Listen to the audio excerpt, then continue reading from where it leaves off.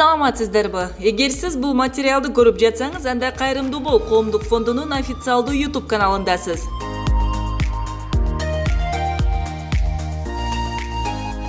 Алгач видеону баштаардан мурун биздин каналга катталып, подписаться кнопкасын басып коюуну унутпаңыз. Демек, сиз бул кнопка аркылуу кайрымдуулук кылып жатасыз. Анан албетте коңгуроону күйгүзүүнү унутпаңыз, себеби биздин видеолорду алгачкылардан болуп көрө аласыз. Бул сиз үчүн өтө оңой, а биз үчүн абдан маанилүү.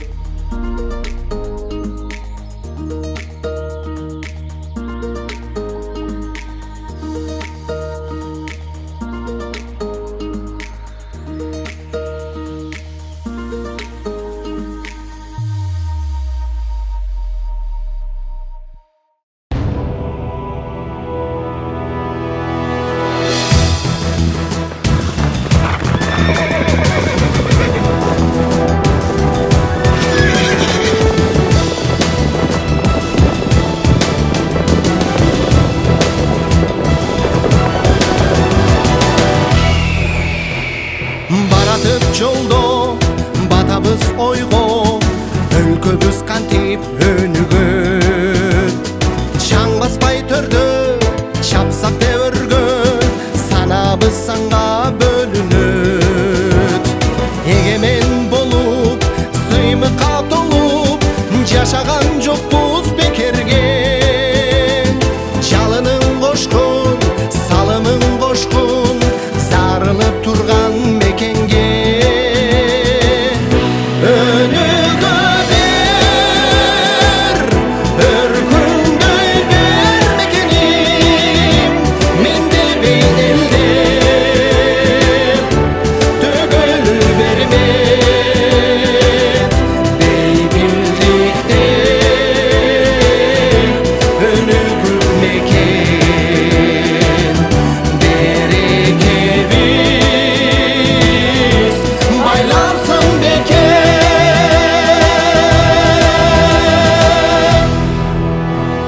Ар канча улут алтындай уюп, ай жаркын болсун келечек. Таптайлы күчтү, баштайлы ишти, аракет кылсаң берекет. Биримдүү болсок, жетебиз аруу тилекке. Өзгөчө көркөм, өнүксүн өлкөм, Кыргызстан жашап жүрөктө. Өнүгө бер, өркүндөй бер мекеним, менде бейнелде төгөл бермет.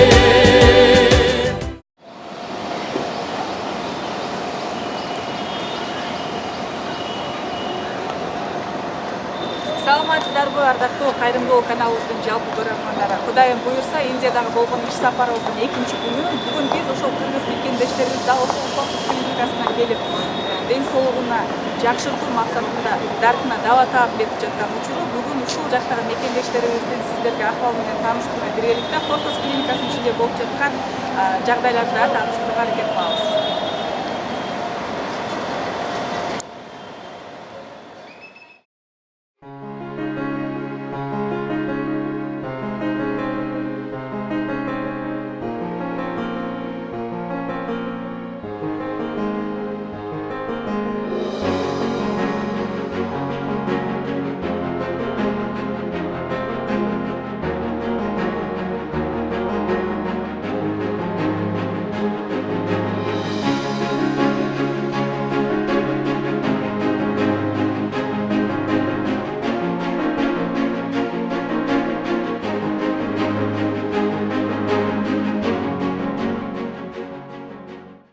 Assalamu alaikum, hurmatly mekendештер, virtuallar. Biz бүгүнкү күндө Индияда эл шаарындабыз.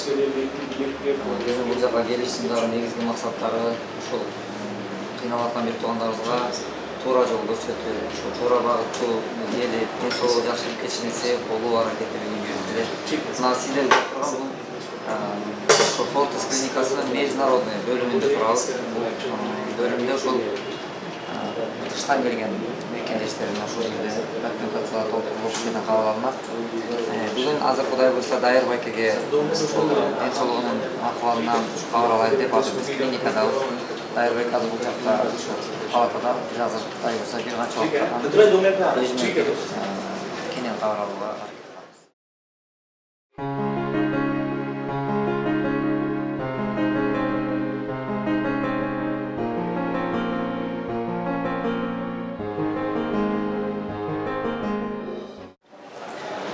Азыр биздин жаныбызда Дайырбек байкемдин өмүрлүк жары болуп турат. Мен айтайын дегеним, бүгүнкү күндө бул Индияга чоң үмүт байлап, ушул жака келсек, жетсек, ошол эле өмүрлүк жолдошум, күйөөм жакшылык болуп кетсе деген үмүттө көп биздин эжелерибиз, энелерибиз жашап, бирок ошол үмүтүнө жетине албай, бүгүн өмүрлүк жардан ажыраган кыргыздын энелери жок эмес. Бул ачуу чындыктар, айла жок айтчы сөздөр. Бирок ушул жака да келип, ошол Кудайга чексиз шүгүрлөр болсун. Аллах баарын көрүүчү, билүүчү зат. Бирок эжекем жакшы ниет, дуа кылып, ошол үмүт орундалып, ошол аталарыбыздын, апаларыбыздын үйүндөгү бир туугандарынан боорумду берейин деген жакшы үмүт менен, бирок аларды берейин деген менен каражат жетишсиздигинен бүгүнкү бул ийгиликтүү ишке жетише албай канчалар өксүк болуп калат. Ошон үчүн мынакей эжекем балалуу боло албай жүргөндөр бар. Ушу битке тыйымын берип, ушундай кыйналып турган муктаждыкта берсем бир себеп болуп балалуу болуп калармын деген чоң үмүттө колсунгандар бар. Ден соолугунан кыйналып атып битке бөлүшөйүн дегендер бар. Үйү жок жүрүп чет өлкөдө иштеп жүрүшөт. Орустун эшигин алдын чыпырып атат. Түрктүн энесинин бутун жууп катын кылышып атат. Ошентип таап маңдай тери менен сиздерге жөнөттүк. Бул акчаны сиз да биз да мээнет менен таап алып келген жокпуз. Болгону алардын жардамы экен. Эми ошол элге, журтка, биздин өлкөдө сиздин ыраазычылыгыңыз Саламатсыздарбы, урматтуу кыргыз элим, урматтуу мекендештерибиз. Ушул биздин Индияга келишибиздин ошо максатыбыз, ушу күйөөмдүн Шабданов Дайырбек Шермаматович жолдошум болот, ошонун оорусуна шифа таап кетейин деп ушул жака келдик. Ушул келгенибизге кыргыз элим, айырдаштарыбыз, тууган уруктарыбыз, ушу биздин мекендештерибиз чоң жардам берип, ошолордун арты менен ушул жака келип отурабыз. Ушу кыргыз бир туугандарыбызга, мекендештерибизге абдан чоң рахмат, ыраазычылыгыбызды билдиребиз. Биздин үй бүлөбүздүн атынан рахмат чоң баарыңыздарга. Аллах ыраазы болсун. Эки дүйнө бактылуу болуңуздар. Эч качан эч ким оорубасын. Ушу чет өлкөдө иштеп жүргөн мекендештерибизге дагы ыраазыбыз. Рахмат. Баарыңыздарга чоң рахмат. Ушул биздин ушул жака келишибизге бул жака келишибизге ошол кыргыз жаш күч фондук коомунун башчысы Асылбек болуш керек аты. Ошол бала бизге абдан чоң жардам көрсөттү. Асылбекке чоң рахмат, ыраазычылыгыбызды билдиребиз биздин үй бүлөбүздүн атынан. Ошондой эле бул жакта Кайрымдуу Бол фондунун жетекчиси Баймаков дагы бизди бул жака алып келип, ушул жерде врачтар менен жолуктуруп, ушул жерге эме кылып кетишти. Бул байкелерге да рахмат чоң, Аллах ыраазы болсун. Баарыңыздар ишиңиздерге ийгилик, Кудайым ден соолук берсин. Ошол рахмат чоң баарыңыздарга. Ошол эле биздин Жалал Абадта иштеп жүргөн базардагы коллективдерибизге, бир туугандарыбызга, базардагылардан жардамын беришти бизге. Чоң рахмат баарыңыздардан. Аллах ыраазы болсун. Ден соолук каалайм баарыңыздарга. Бул жерден баса белгилеп айта турган нерсе, ошол жаш күчтүн жетекчиси Асылбек мекендешиме аябай мен ыраазычылык билдирем. Бүгүнкү күндө бул бир туугандардан салым өтө чоң. Жолдо ошол күндө кыйын чогулткан тыйынын элге ошол күч болуп берүү, дем күч берип аткандыгыңарга Алла ыраазы болсун. Асылбек жалпы жамаатыңарга. Экинчиден ошол бул дүйнөдөн көзү өтүп кеткен Зура эжекебиздин жаткан жери жайлуу болсун. Ошол мекендешибизден чогулган каражаттын 500 миңин Дайырбек байкебизге бөлүп бергендиги жана ошол Зура эжекебиздин бир туугандары ошол жерде сүйлөгөн ага сизди мен интернеттен көрүп алып ушунчалык сүйүнүп ыраазы болдум анткени акчанын даректүү болуштугун ошол жерде жаткан бир тууганыбызга ошол Кудай буйрса күнүнө мындай бир сооптор барып турган болсун, пендечилик кылып кетирген, кемчилигин, күнөөсүн кечирген болсун, жаткан жери жайлуу болсун, ошо экөөбүз дагы арбага ыраазы болбой тирүү жарыбайт деп коет. Ошон үчүн биз баардык нерсени ала билип, ушул нерселерди жасаганды Кудай ынтымак берсин, биримдик берсин. Ушул кыргыздын ынтымагы, биримдиги ажырабасын, эч ким оорубасын. Бул Индияга же кайсы жака четке чыксак дагы эс алгандан ачпайт. Ден соолук жакшы максатында эмес. Чаң баспай төрдө, чапсак тебөргө, санабыз санга бөлүнөт. Эгемен болуп, сыймыкка толуп, жашаган жокпуз бекерге. Жалынын кошкун, салымын кошкун, зарылып турган мекенге. Өнүгө бер, өркүндөй бер мекеним, менде бейнелде төгөл бермет, бейбилдикте өнүгү мекен, берекебиз байлансын бекен.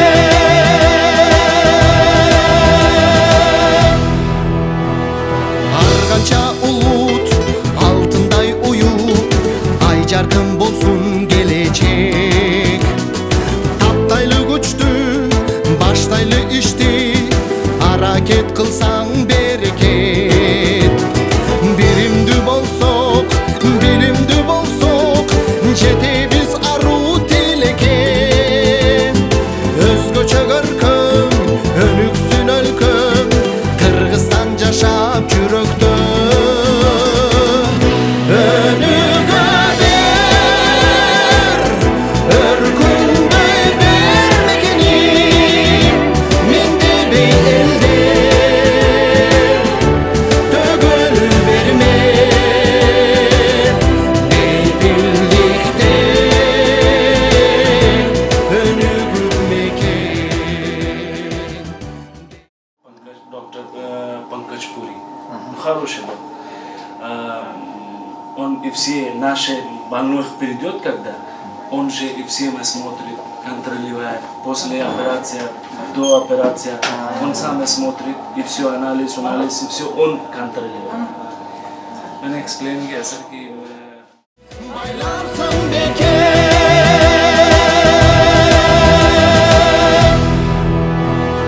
Argança ulut, altınday uyup, ay jarkın bolsun gelecek. Taptaylı güçtü, baştaylı işti, hareket kılsan bereket. Birimdü bolsok, bilimdü bolsok, жетебиз аруу тилекке. Өзгөчө көркөм, өнүксүн өлкөм, Кыргызстан жашап. को पहचान रहे हैं। अब जो है ना वो सिंगिंग कर रहा है। Он себя очень хорошо чувствует в данный момент. И он даже поет он от радости. Бүгүнкү күндө бизде Кыргызстанда көптөгөн байландар мындай ооруп аткан бир туугандарыбыз келип атат. Бирок ошол Фортес клиникасынын жалпы жамаатына биз баардык кыргыздын атынан ыраазычылык билдиребиз. Анткени ошол атынан таба албай сиздерге келип, мына бүгүн кызматташып атабыз. Бирок көп бир туугандарыбыз Кудайга шүгүр, ден соолукта жакшырып бүгүнкү күндө алар балдарынын ата-энесинин кашында жакшы өмүр сүрүп атышат. Экинчиден, биздин кубангандыгыбыз ортодо алдамчылыкка жол бербей, жанагындай орто жолдо ортомчуларга көптөгөн акчаларды сарптап, корото албастан түз багыттуу келип аткандыгы бизди кубандырып атат. Сиздер менен кызматташууда Кудай буйрса ошо кепилдиктүү иштерибиз. Ошондой эле баардык ошо жалпы жамааттан Мухаммад Ахтар, Исяк, жана доктор Вивекович сизге дагы терең ыраазычылык жалпы Кыргыздын атынан. Урматтуу каналыбыздын көрүүчүлөрү, бүгүн биз ушул жакта дарыгерлик менен пикир алышып, анан сөздүн жыйынтыгында да кыскача айтып коюуну туура көрдүк. Себеп дегенде кимдир бирөөнүн баардыгын көрүп отурбай болушу керек деп ойлойм. Эгерде Кыргызстандан акыркы диагноз менен сөзсүз түрдө боорду алмаштырыш керек деп Индияга келгенде, ошол жакта келген анализдер менен булар алып коюп салуудан алыс таптакыр.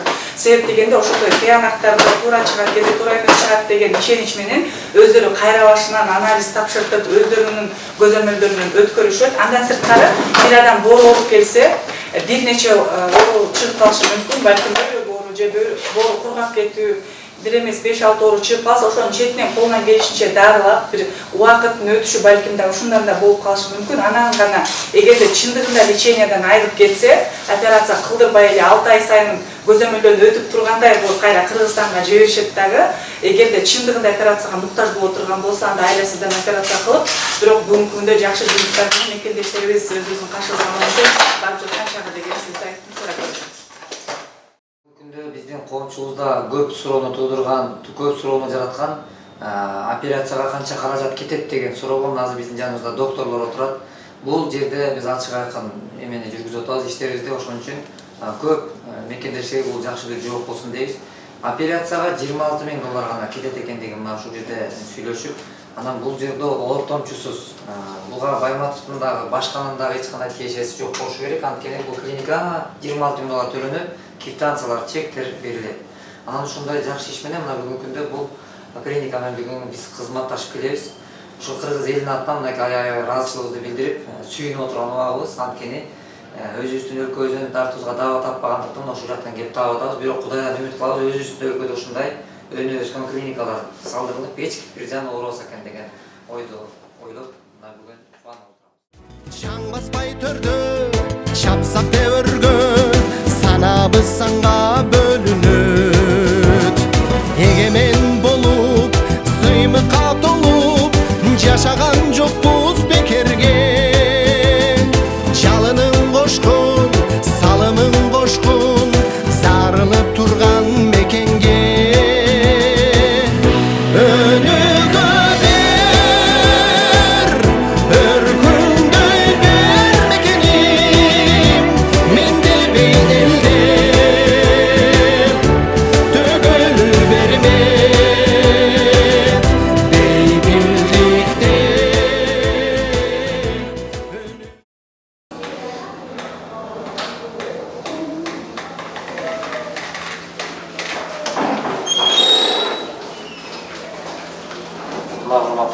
Биз азыр Дайыр Байкендин ден соолугун сурап чыктык. Дайыр Байкендин акыбалы эми Кудайга чексиз шүгүр, бирок биз мындай бир жалган маалымат бергенде, жалган сүйлөгөндө, Кудайдан жашыргандан, элден жашыргандан алыспыз. Азыр Дайыр Байкендин акыбалы жакшы, Кудайга шүгүр. Бирок ошентсе дагы бул операция кичинекей же жөнөкөй операция болбогондуктан оор операция. Ошон үчүн кичине кыйналып атам дейт. Бирок жаным кыйналып атат деп Дайыр Байкен менен кабар алып чыктык. Ушул кимде экен Дайыр Байкендин мына ушул ден соолугун жакшыртып кетишине салым кылган болсо, баарыңыздардан Кудай ыраазы болсун. Эң башкысы бул үй бүлөдөн баласынан же өздөрүнөн кайтпаса дагы Кудайдан кайтарын биз билебиз. Сиздер дагы ушундай. Ошон үчүн баарыңыздарга Аллах эки күнү ыраазычылыгын болгон болсун. Кудайымыз Аллах сиздерге ыраазы болсун.